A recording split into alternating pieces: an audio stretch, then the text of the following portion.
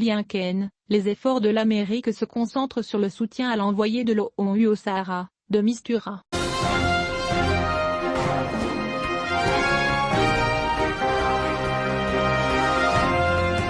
Le secrétaire d'État américain, Antony Blinken, a déclaré que les efforts des États-Unis d'Amérique se concentrent aujourd'hui sur le soutien aux efforts de l'envoyé des Nations Unies pour le Sahara, Staffan de Mistura, et le processus de l'ONU pour trouver une solution durable et digne solution. Cela est venu dans une interview menée par la BBC avec Blinken en marge de sa récente visite à Nairobi, au Kenya, qui a été publiée par le département d'État américain sur son site internet. La journaliste du site internet de la BBC, Anne Su, a tenté d'extraire une position de Blinken en posant plusieurs questions sur la reconnaissance par Trump du Sahara marocain et dans quelle mesure l'actuelle administration Biden poursuit la même approche, mais il a été décisif dans ses réponses en soulignant que son pays se concentre sur le soutien au processus des Nations Unies pour le faire avancer. Aller de l'avant, parler à toutes les parties impliquées. Dans le même dialogue, le responsable américain a indiqué que le nouvel envoyé de l'ONU au Sahara est arrivé après une longue vacance de poste,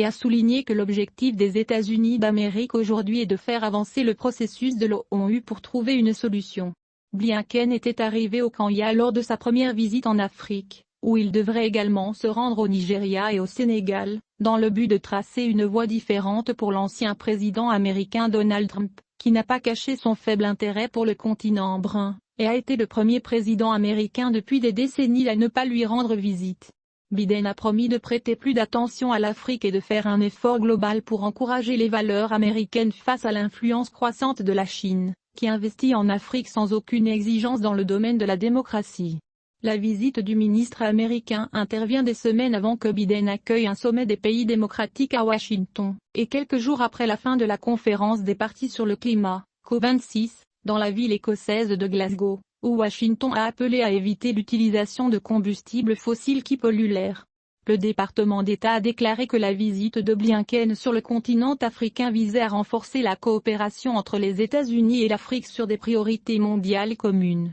notamment la fin de la pandémie de corona, la lutte contre la crise climatique, la revitalisation de la démocratie et la promotion de la paix et de la sécurité.